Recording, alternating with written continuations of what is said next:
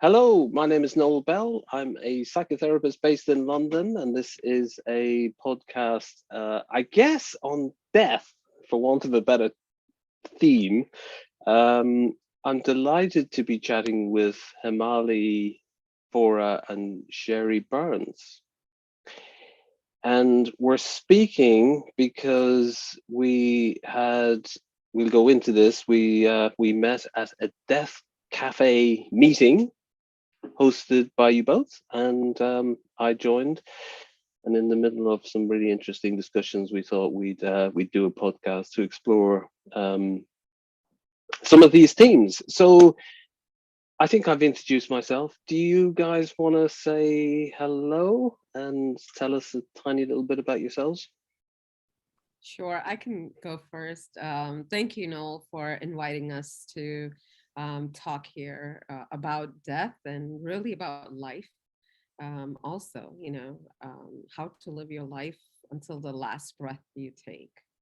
Um, Sherry and I host death cafes virtually, and it's been interesting. We started in September, uh, and and Sherry and I know I'm introducing her too, but we both met at a end of life doula course at University of Vermont, and this was Uh-huh. an online course. My background a little bit is on physical therapy. I've been physical therapist for 21 years, and I do a lot of alternative therapy, so Reiki, energy healing, body energy work, myofascial release, also holistic nutrition, and I do Akashic record readings. So I'm a channeler. Um, so I kind of integrate everything in terms of you need movement of your body, muscles, and you need movement of energy within you and around you. Also, you need movement with nutrition. You need all the toxins to go out, and so using nutrition through that. So kind of integrating, um, almost like east meet west, and integrating and not compartmentalizing Yeah. everything in your body, in your mind, spirit, everything, just kind of having everything whole.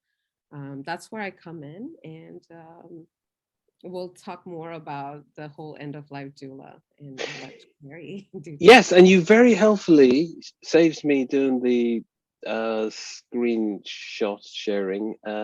You've got the poster of your book. So you're the lead author for Sacred Death, 25 Tools for Caregivers. Yes, and yes, that was published in August 2021. It's 25 different perspective, from around the world, different beliefs, different um, customs and rituals, so to speak, in terms of grief, loss, mourning, how you think of death, and bringing all that together. Because again, there's I feel there's nothing wrong or right to do healing, to do grief work, to grieve, and there's no start or end to grief. As deep as your love for the person that has passed away, that's how deep your grief is going to be, and you're going to love this person until the last breath you take. So there's so many layers and so many things to goes in it. It's not just these stages and then you're done. Yeah. It's like continuous process. So I wanted to bring that perspective and for caregivers, because as a healthcare worker, as a caregiver, I've experienced this overwhelm and overstretched. And 2020 and 2021, we've seen this continuous thing where healthcare workers are stretched, and even caregivers at home. You have elderly parents or even kids. You have special need kids. They get stretched thin, they're overwhelmed, they're exhausted. And so, how do you take care of yourself while you're in that? And how do you take care of yourself after that emptiness happens? And so a little bit of tools, 25 different perspective, different ways of healing yourself and being with that grief and loss. And yeah. And I've got specific questions actually on your chapters, but let's bring in Sherry now, because Sherry, your chapter, Mystical Science, I've also got a few scribbles here, talking about anticipatory grief and synchronicities, and the point you make really that there's very little preparation for death, generally speaking. So anyway, what was your? Do you want to introduce yourself and just come in and say whatever you want to say? Sure. Well, like Hamali, I want to thank you for inviting us for this podcast. It's really fun.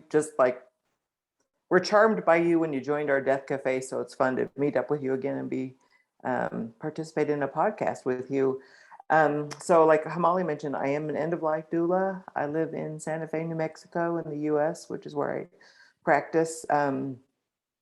I've always been sort of a death obsessed person. I'm not sure why. I've just always been fascinated by the physical aspect, the spiritual, the cultural aspect of it. It's just like I'm just hungry for knowledge about all of it. And so over the years, as I've delved into it, I was just very struck, I think, in Western culture about how was kind of like this growing denial and discomfort with death. Like as soon as someone dies, the body's taken away right away, and I felt very much like that there was a better way uh, to to respond when there's a death of a loved one. So that was when I decided to get involved as an end of life doula and try to be a support to families. I think one of the main things about being a doula is that you provide information to people, especially like families who've never lost a close loved one or been on the front lines of a death before. Like they don't know what all is going to be asked of them and what's going to happen. And so as an end of life doula, I can be there to help them, give them information like, oh, would this person like a green burial? Or Mhm.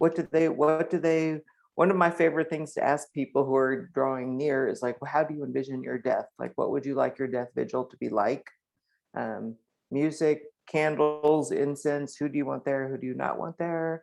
And help people regain control of the whole experience. So often because we're intimidated or uncomfortable with it, we kind of let the funeral professionals take over.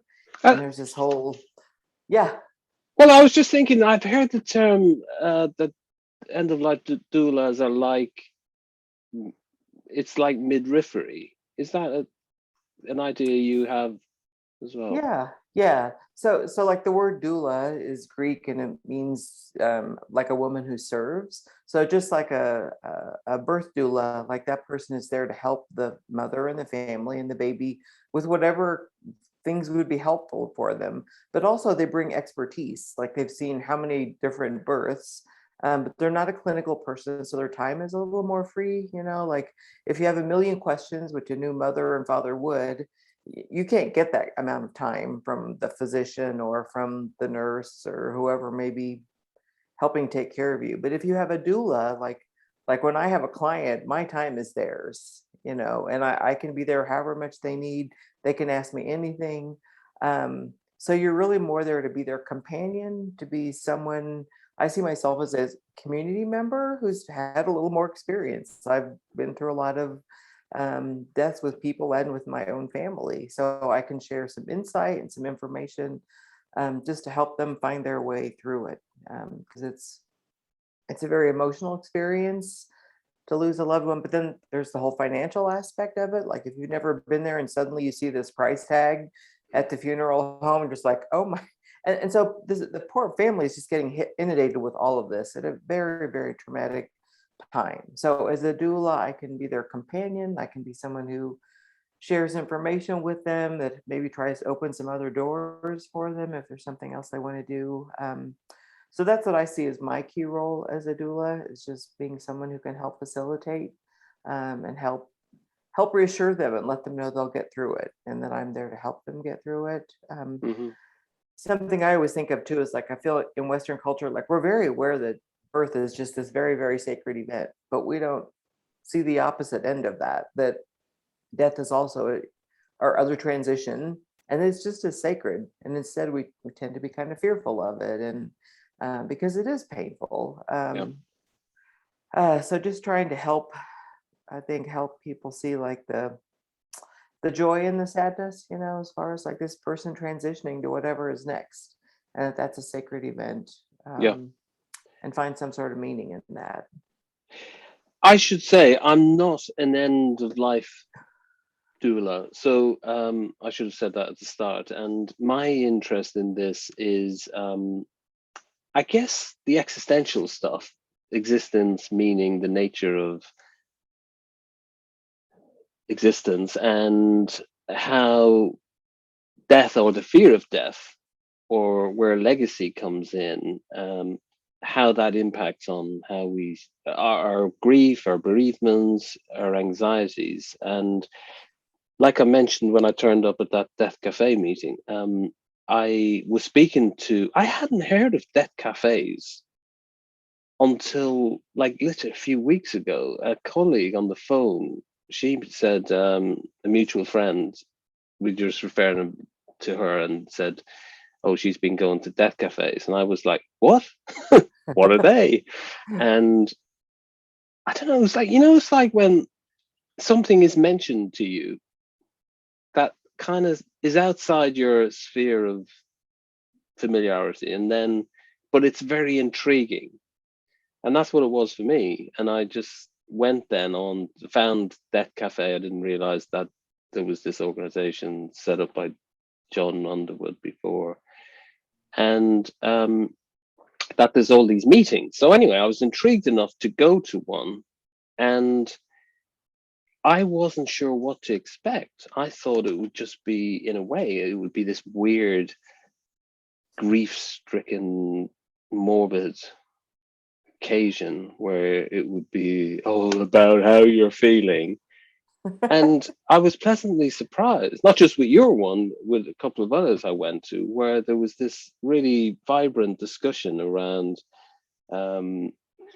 talking about things that, yes, as you say, normally we would be very phobic about. Because even like cancer patients often can't say the word cancer. It's like they say it's the C word. It's like there's just this aversion to discuss the inevitability of death. And I guess in my own life and in the work I do,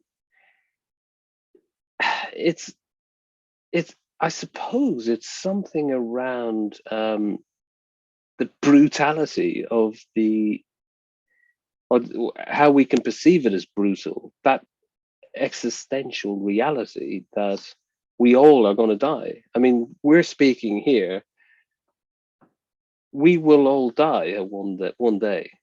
And I think we have so much, like we have an advertising industry, we have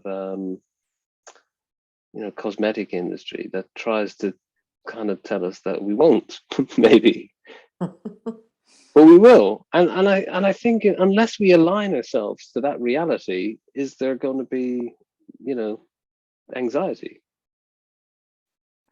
You bring up great points, and I started personally when my dad passed away 11 years ago, and really looking deeply into death and talking about, and not that I was not introduced. I grew up in India. I was born there, and we are allowed to be around. When somebody dies, I've seen procedures, what they do, and how they do it. It's home funerals, and so um, the body's not taken from the hospital directly to a funeral home, and then a few people go there. No, it's the body is brought home, the person is brought home, and then they do everything right there in terms of cleaning them, and clothing them, and the rituals and ceremonies happen right there. The priests come and everybody comes over there. So it's not something that decided in terms of, okay, schedule. So when somebody dies, within 4 to 6 hours, they're taken into to the crematory place for that. So you don't wait for something to open up. I'm sure, they're really busy, so then you kind of wait around. I'm not sure as much because I know when I was there, women weren't allowed to go in, but now it's opening up. A couple of my friends have been there because they're the only child for their parent, and so they go and do the last rite. But I was so and I had existential crisis in terms of, why are we here? What is our purpose? And this whole 9 to 5 cannot be it. Or having growing up, going to school, getting a job, getting married, having kids. It's not, there has to be something more. And so really going deeper and deeper into it. And that's when I did the whole Reiki, also looking into some of these Indian scriptures and realizing this whole conversation on that, this whole life circle, right? You're in the circular cyclic birth and death. And that's what Hindus believe. And then like you're in that whole cycle. And I wanted out of it. I said, if I start this lifetime, then this is the lifetime I start and I want to be out of it. So I started working on chanting these mantras, thinking to get out. And then more and more, I started learning about death and started getting really passionate about death. And when I embraced death or accepted that that is part of our life, that's when the whole life opened up, and really seeing every little miracles and magic that happen in every moment and every interactions that we have, started really living life to the fullest. And so my wish personally was to talk openly about death and to show people or tell people. And I think that's why it's like you feel death cafes are much uplifting, because we passionately feel this topic, and we've been through this. We've been through grief, we've been through loss, we've embraced death. We've embraced our mortality of our body, because personally I think our souls are immortal, and you know but that's why you see the passion, and it's fun to talk about death and everything that has to do with death, and opening people more into awareness and consciousness in terms of this topic and topic of life too. Yeah. One of the notes I had after reading your chapter in the book was that you said suffering is an opportunity to transform, shift, and change your perspective on life. It's almost like you go on a treasure hunt. Absolutely. And that's how I felt, like Yeah. very curious about everything. And as I approach as that little kid's why, but why, how kids annoy you when they're little in terms of why, but really that helped me. And I was one of those kids. And every time, even any ceremonies or anything happened, but why are we doing this? I want to know reason for everything, because I want to fully accept it and really come, whatever I do, come from my soul. So How, really embracing it. how did you two you met doing the course? What was the real connection that brought you both together? Actually, we didn't much. I think we it was online course, so you have to do certain interactions, and whatever you write, you also comment on your classmates' thoughts and whatever they are experiencing. And so I think we've done that a few times, but we didn't really connect in the class. I found Sherry on Facebook, and I friended her. And then when this whole See the power of social media. yes, absolutely. When this sacred death came through, I was planning it. It was in my head, and I reached out to Sherry on Messenger and just asked her if we could just chat and talk about this. And yeah, right. Yeah, and I think after the class was over, like I signed up.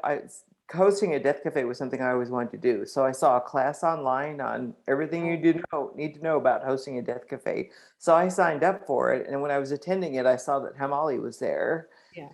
And so then I think we messaged each other separately, like, "Hey, do you want to do this together?"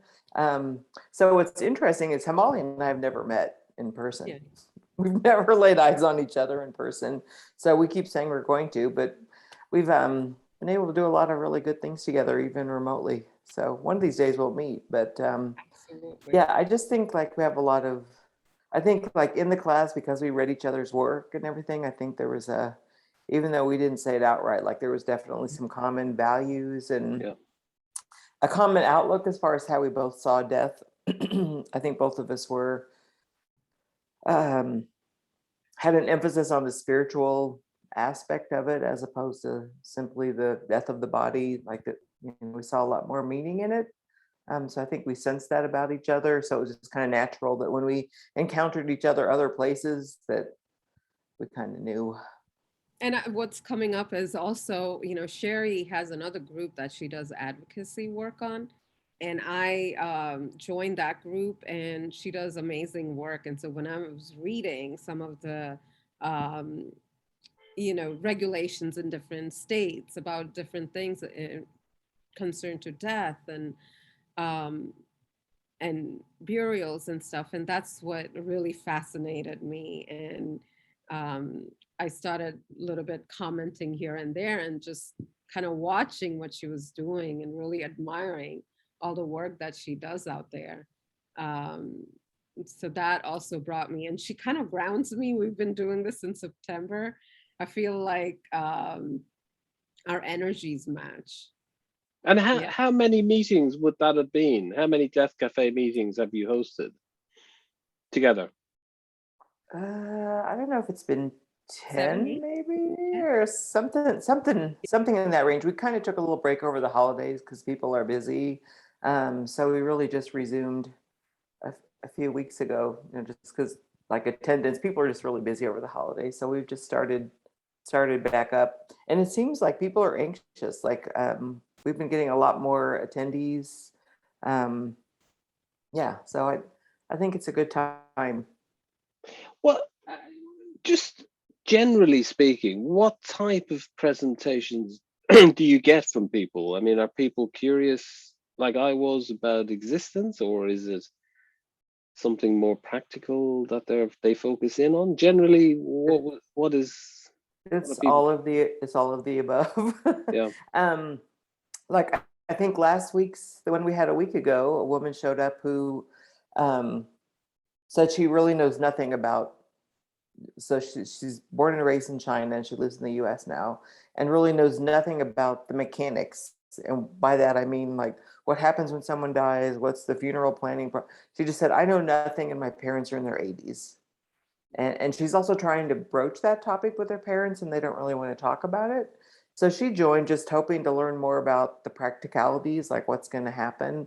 But also she wanted to know like how can she start broaching this topic with her parents and not have them just shut down on her.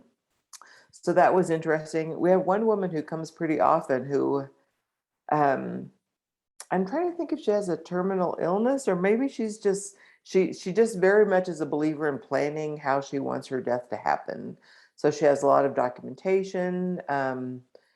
She talks, like she'll come to the group to get different people's opinions on things like medical assistance in dying, and she really wants all the information so she can plan to the degree that we can plan our death. But I think she has a son, and he just doesn't want to. He's just like, not going there with you, mom. So she comes because it's a safe place where you can talk openly. You don't have to worry about taboos. So she's just a tremendous breath of fresh air when she attends because she's just very matter of fact, very pragmatic. Like, so what do you think of medical assistance in dying? And should I consider that? And so it was just really fun to have conversations with her because she's talking about herself and what she wants to have happen. So we have people like that. We have people who very much want to talk about the spiritual aspect of it. Um, yeah, so every meeting is a surprise because you never know who's going to call in and what it is they're bringing to the table and what they want to talk about. I attended an in-person death cafe yesterday here in my city, and the whole conversation went down this path very spontaneously of what are all the choices for your body after you die. And there were three of us who were death doulas, and then there were a number of people who were not in the death industry in any way. And there were just so many things they had never heard of. And we're sitting in this very crowded coffee shop. So we're having to talk kind of loud over our masks. And I suddenly find myself explaining, oh, now the name's going to escape me the process. There's a Swedish or a Swiss company called Prometion, and they do freeze drying. So here we are in this coffee shop, and I'm talking kind of loud, explaining how they freeze dry your body and put you on a shaking table, and your body shatters into trillions of pieces. And then between sipping a flat white. Yeah.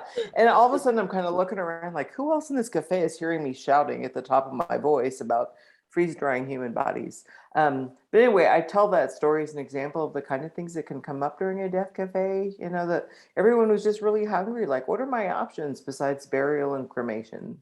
And what is a green burial? And what is alkaline hydrolysis? And so who knows what kind of conversation can come up in a death cafe? We don't hear you. No. Your sound is cut out. Oh, do you know what's happening? I need to disconnect from my seems to be trying to connect to a different device. So I'm going to deal with that now. Yeah, so one of the meetings I attended was talking about the idea of a live funeral, and I was like, what's that? And when it was explained, remarkably, almost the very next day, I was watching the new series of Curb Your Enthusiasm, Larry David, and they were reenacting in drama the idea of a live funeral, and it was just extraordinary timing. But one day I just learned about it, and then the next day it's on the telly. And I just wondered, the idea of live funerals which are that you invite people that you'd want to come to your funeral, but you do it in the living years. Any views, either of you, on live funerals? I absolutely want to do one. And I've talked to a few people. I was talking to a client a couple of weeks ago, and she was excited for her mom, and she was excited about it, but with all the COVID and what's going on, she didn't know. So she might do a Zoom one, but I absolutely want to host one for myself. Not that I'm going anywhere anytime soon, but oh, well, why not? Just to bring in people to be more open. And I want to know what people are going to say about me more than anything. You've got to write a reply as well, okay? Exactly. They better tell me all that they want to say in front of me, right? But I really I've heard. I don't know, Sherry, have you attended any? I haven't. Like if I had a client who wanted to do it, obviously I would be in support of it and help them arrange it. For me, that's the last thing I would ever want. Like I don't even want to know. I don't want to hear it. It would make me really uncomfortable. Really? So not for me. It doesn't appeal to you at all. No, I don't like being the center of attention. Like I'm usually the person back in, hulking back in the corner. So the last thing I would want to do is feel like I had to sit there and listen to people talking about me. But the other thing I kind of wonder about, as far as like the thought that like a funeral or memorial is really for the living to help them with their grief. So I really like memorial services where there's an opportunity for people to share memories and talk about the person. I've been to a couple where there were some very candid conversations about the person, It wasn't all the flowery, oh, she was so wonderful. I mean, they talked pretty openly about this person's shortcomings, and it was just, and I felt like that was good for the family and good for people to be able to get that out there in that setting. So suddenly, if it's a living funeral and the person's listening in, first of all, people are probably not going to say those things.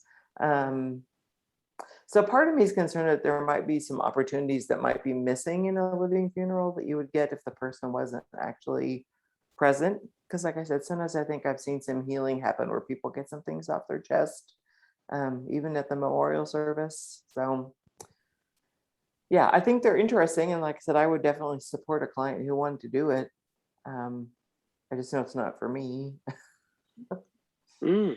That's strange. I guess I haven't thought through with it, but I'm myself that sitting in the back seat, all shy and behind, someone. But I think it would be more inviting. And the way it's done now is if somebody is, especially person who's doing assisted um, death Yeah. and choosing that, they invite their friends and family to come. And as they're celebrating, um, getting to say their last goodbyes before they, actually go in and do it. And I think it's depicted in a few of the movies out there too. And, that really helps both parties. Yeah. So I think the physician or medically assisted death is a whole different scenario. And I Right. can definitely see gathering your friends around you and yeah, like I've read stories of like it's like a party, it's like a Yeah. potluck, and then at a certain time the person leaves the room and goes with whoever it is they want with them as they do it. And yeah, I can definitely see that for sure. And I think that's a place where it would be really meaningful for everyone and for the person to have everyone gathered around them like that. Yeah, no, it's not a particularly. It was just one thing from the meetings that it was a new idea to me. The other more profound thing I kind of got from one meeting I attended was we're talking about meaning and purpose in relation to life and leading the good life and then having a sort of legacy and being prepared for departing. And then someone said, I mean, it was just an off the cuff comment she made, but I just thought it was amazing. She said, "Why does there have to be any meaning to life?"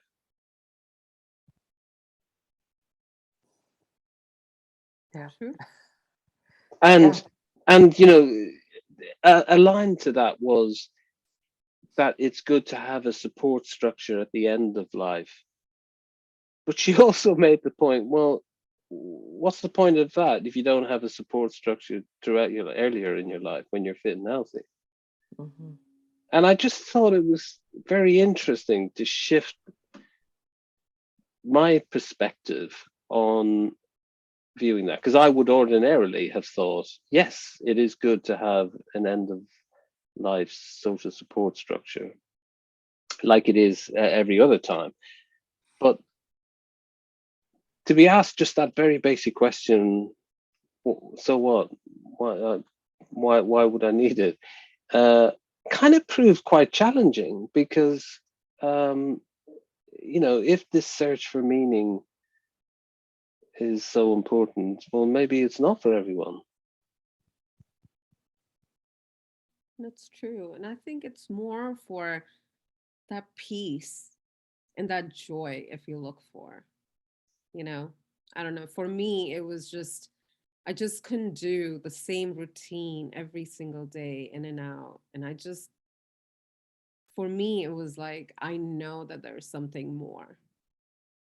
So I can't say the other side, but there are some people that are happy with the daily routine, daily things that are happening in their life. They're happy with what they're doing. And that's all it is, right? It's what your peace factor is. What is your joy factor? Um, and if you're living to the fullest with the family, and that is your legacy, But and that is then, for you. but then others would say, and when I've thought this, maybe I'm projecting something. I would have thought they're just denying. They're in denial because they're just caught up in their own life and maybe in materialism and the things that keep them alive and the interest, but it's because that's the ultimate distraction against facing the ultimate questions, right? Yeah, personally, I think it's deep sadness, loneliness, that hopelessness feeling, or yeah, distraction that they don't want to go deeper into finding that because they know they will have to shift so many things. They will have to change so many things. Because I know I had to. So many beliefs, perspectives, societal norms, the beliefs of society. A lot of things had to shift for me personally. Sherry? Yeah, I was going to say, Sherry, any views? Just pondering the whole thing. So like I consider myself a very spiritual person, but I always like meet my clients where they are. And if they are a person kind of like you described, Noel, who don't have those kind of beliefs, don't feel the need for those beliefs, they're fine with the idea that, well, what if life doesn't have meaning? And what if this is all there is? And they're comfortable with that. I sort of admire them. I don't know, because it feels like you've kind of stripped away any safety net emotionally, and you're just there and you're just living it, you know.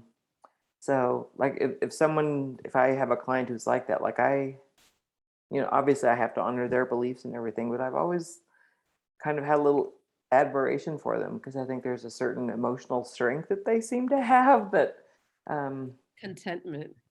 yeah, and just being at peace with it. And I because even for those of us, I think, with really strong spiritual beliefs, I think still we have to face that existential the emptiness, and you have to come to terms with that, no matter how much meaning you try to imbue things with, until you can get right with just the silence and the emptiness, it's still just kind of a lot of noise.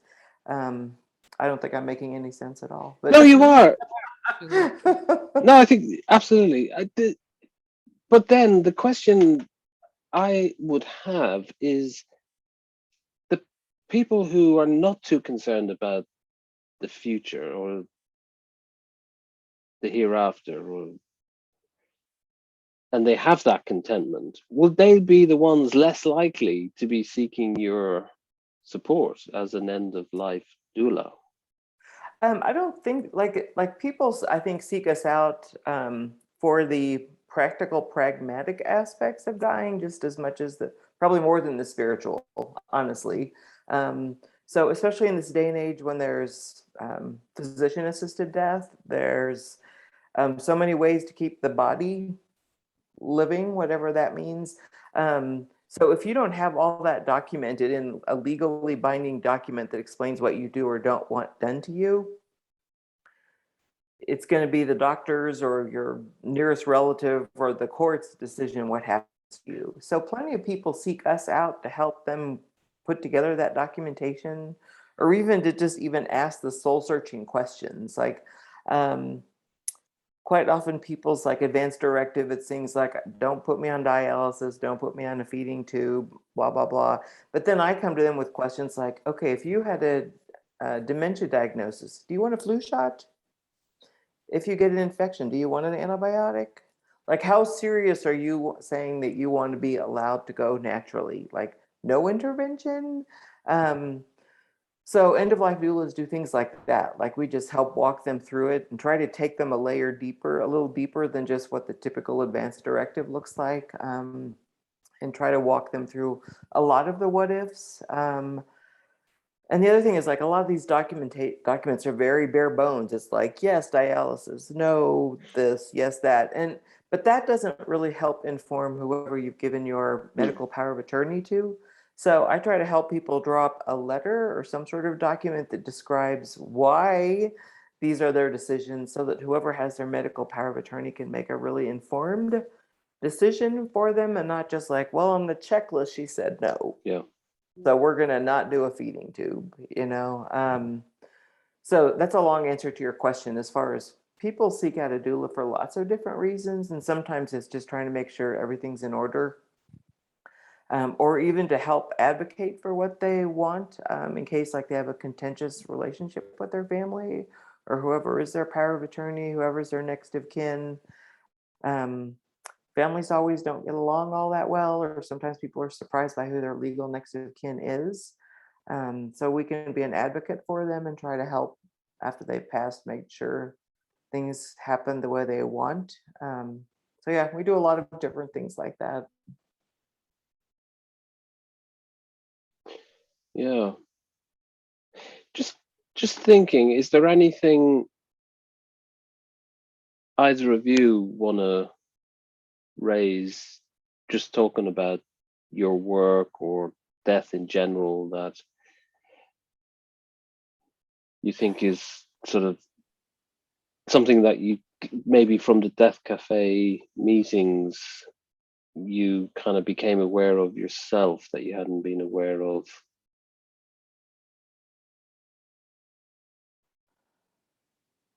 Or even from the course you had? I can talk a little bit about the course itself. It was, for me, I had signed up like the day of the class when it started, or just a few days after the class had started. And I had thought that, I had started grieving and I had, finished grieving, you know, with my dad's death. But reading these books and having these conversations, it was a quite rude awakening for me. I could not, as a very sensitive soul and empath, I could not get past like first paragraph without, shutting the book and just crying in a corner like it is too much, because it reminded what I could have done, should have done. Oh, I wish I knew this information before. Or some of the signs and things that come up, like, you know, um, wish I knew this, that I could have had some sort of conversation like this with my dad. Um, so those were some of the things. And I think, or guilt and regrets that I didn't get to say certain things. And so I think a lot of people have that. And I really, when I talk to people, I really talk about saying what you need to say right now and not wait. Hmm. Even in any kind of relationships, and death could be, and that's why you keep holding on to these regrets and guilts. So I come from more of a spiritual work and background, and that's what I've invited for, even when somebody's passing on. And as a death doula, more of a spiritual and energy, with energy help. Um, so in that term, so I go deeper into these emotional aspects of the regrets from both party, right? The person who is passing away and the person and the caregivers and the loved ones that are left behind. Because it's the left behind people are the ones that will, so to speak, be in that pain or in that suffering of those emotions. So how do you work with those? Yeah. Yeah. Yeah, just to chime in with what Hamali was saying, one of the very first things we had to do in our class was write letters. So there's something called the Stanford Letter Writing Project. You can Google it, and it's a thing at Stanford University. And it's an attempt to help people get current in their relationships, as far as like there's ideas of like, who do you need to tell you're sorry, and who would you like to tell you're proud of them, and just all these different things that you feel the need to say. So the very first week of our class, we had to write all those letters. And it was so intense. I remember just sitting there like I'm all in like tissues. And part of me just felt like, I don't think I can do this. Do you submit these letters to tutors, or?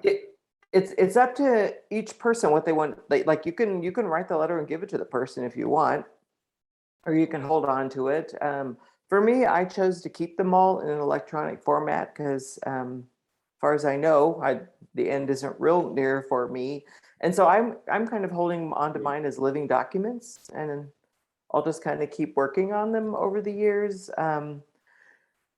But in a sense, like, it isn't just that you put it in writing or that you give someone a letter. It just makes you reflect on the relationship and have you said the things that you need to say. And so even though I've reflected on it and put it in a letter, doesn't mean like I can't just go and talk to that person and tell them things that need to be said. But I think, like as a death doula, the idea that I would try to help someone do that, help them get their relationships current, help write letters.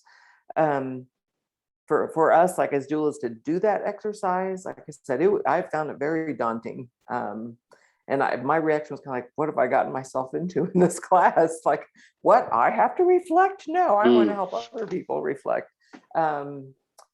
So yeah, so I think that's like a tool that anybody could use. Like I said, you can Google Stanford Letter Writing Project, and it's quite a journey just to reflect on your relationships and where you are with them now, and if they are where they need to be, and what you can do about it.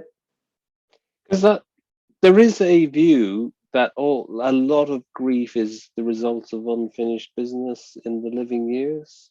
Any views on that? Yeah, I do think there's a lot of truth to that. But just kind of like writing the letters, like it's not easy, just like, yeah, I probably need to go tell this person I forgive them.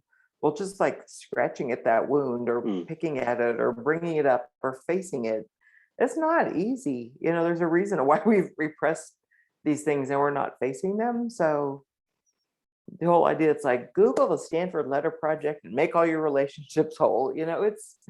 It's asking a lot. It's not easy. And everything I think has layers, right? Layers and layers. Yeah. You might just open up one layer of the wound, and then you go deeper as time progresses and how you have evolved with it. And sometimes you never do, so it all depends on where you are and how deep you want to go and do this work in terms of healing.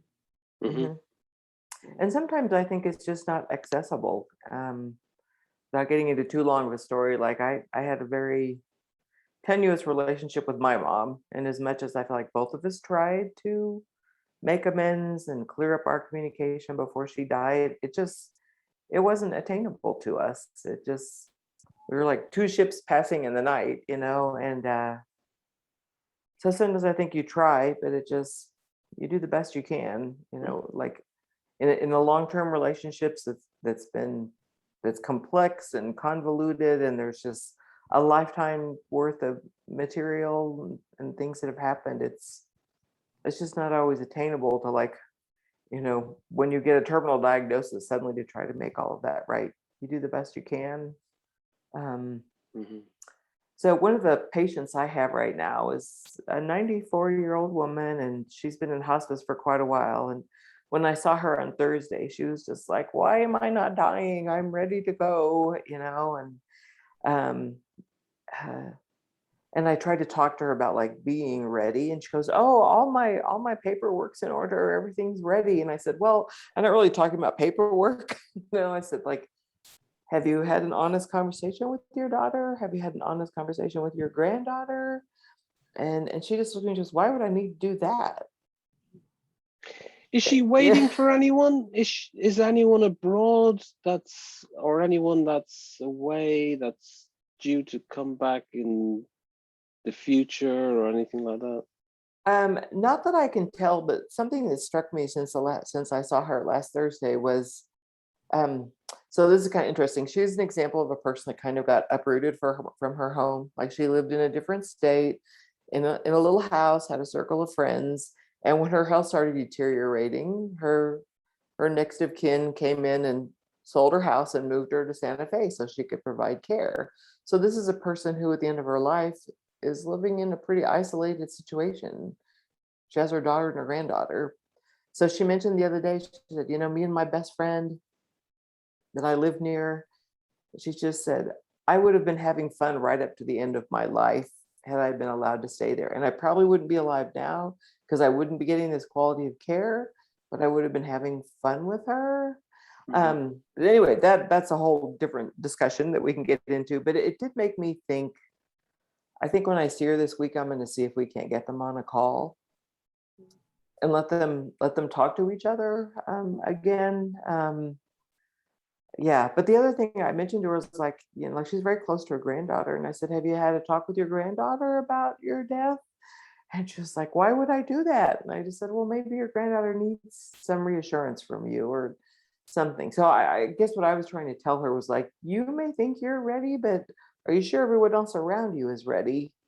Because until all that comes together, you're probably going to be hanging around here for a while. Yeah. So yeah, so she was kind of pondering all that, but back to what you were saying, Noel, I kind of wonder if it wouldn't do her heart good to be able to talk to her friend again, because it's obvious that she really misses her. And so this whole idea of like, I wonder like, how often does this happen to especially people who are older and maybe dying more of things that are related to old age, like that they get uprooted, like their family member who's providing care for them needs them closer. And just how hard that is. It's hard for them, and it's hard for the people who love them that suddenly they're not there anymore and they're far away, and the end is drawing near. It's like, it just feels to me like there ought to be a better way, but Mm. we do what we have to do. Yeah, for sure. I guess we should start thinking. Very useful that it's been chatting, but we should start thinking about wrapping up. Brave Healer Productions is the book, Sacred Heart, and available from all the usual online outlets, right? If anyone is interested in some very helpful, practical, as well as spiritual and existential kind of tools for dealing with end of life. So I just wonder, we could perhaps go around anything from our wide-ranging chat that hasn't been brought up that we'd like to maybe have mentioned. Is there anything that we would add?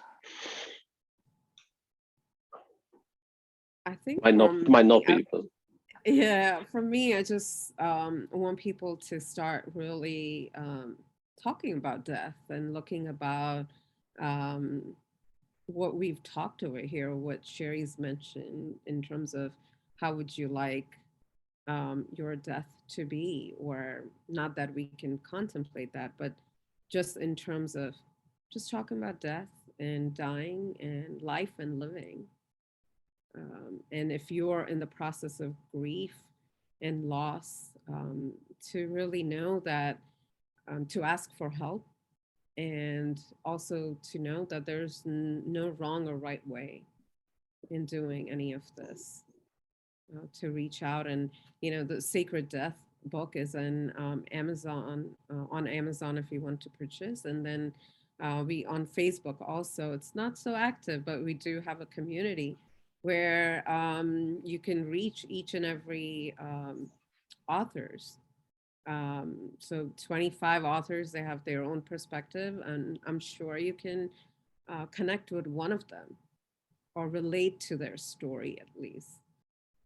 So I really welcome you for that. Reach out to us, and we're really openly and ready to help you with any information that you need. Come visit our virtual death cafes. Usually it's every other Thursdays, 7:30 to 9 p.m. Eastern time. Yeah, so the next one is the 20th of January. So as far as closing thoughts, I think one of the things I want to acknowledge is that we have all these lovely discussions about what do you want your death to look like, and what's your favorite incense. And for families who've lost a loved one in a very tragic or sudden way, this kind of conversation can seem very tone deaf. And I really just want to acknowledge that, like for me, like as a death doula, I'm frequently working in scenarios where someone has a terminal illness and it's drawn out, and there's kind of time to reflect and do these things. But I never mean to dismiss a family that's had a really sudden and tragic loss. And if they stumble upon our book or hear me talking and it just sounds like that lady's just like, that wasn't what they got to experience. So like I said, just for the sake of not being tone deaf, just to acknowledge that it doesn't always go down, that you can plan it. Very sudden tragic things happen to people, and just to acknowledge that kind of suffering that people experience. Yeah, no, it's a very good point, Sherry. I mean, the idea, I sometimes I get struggle with this myself internally with my own thoughts, thinking that sometimes the difficulties with end of life is kind of sharply punctuated by tragic sudden events. Right. You know, because if you've got lots of planning, you can potentially get into talking about existence, and it can potentially risk becoming very intellectual. And Right. but then life can, as we know, can have a horrible habit of hitting us smack between the eyes. And I often think how challenging it would be to deal with sudden death, Mhm. often in very tragic circumstances at a very young age. I mean, it makes it much more acute, right? Right. Yeah. For sure. For sure. Yeah. But so the only thing I'd add as well as that is just that the basic thought that there can't be any harm talking about death. It's not like you're gonna. It's not. It's, you know. It's. There can only be good stuff from talking about death. I think there's more risk that bad stuff will happen by not talking about death, even The while you're fit, fear. young, and healthy. Yeah, fear. Yeah. Mhm. Yeah, It's just that fear and thinking that, always there's going to be some kind of violent death. And it's not the case. Sometimes, um, I know personally, like I've experienced myself these energies around the person that is dying, the light that is around the person that is dying, even if it's sudden, so to speak. Um, they're there, angels, guardians, if you believe in them, and but they're your loved ones that have transition and are in different realm. Um, you're surrounded by them, and you're held by them, that you loved by them and received by them. So as you have that, Sherry talked about the newborn baby being born is as sacred, and even dying is sacred. You're received and you're welcomed.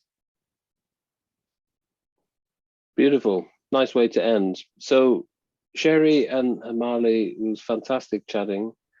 I hope people will have got some little inspiration from to help them in their life, between either their own life or others. And it was great chatting, and I look forward to meeting you again in some format, whether it's another Death Cafe meeting or somewhere else. So thank you very much for the chat. Thank you Thank you so for much. having us. It was wonderful.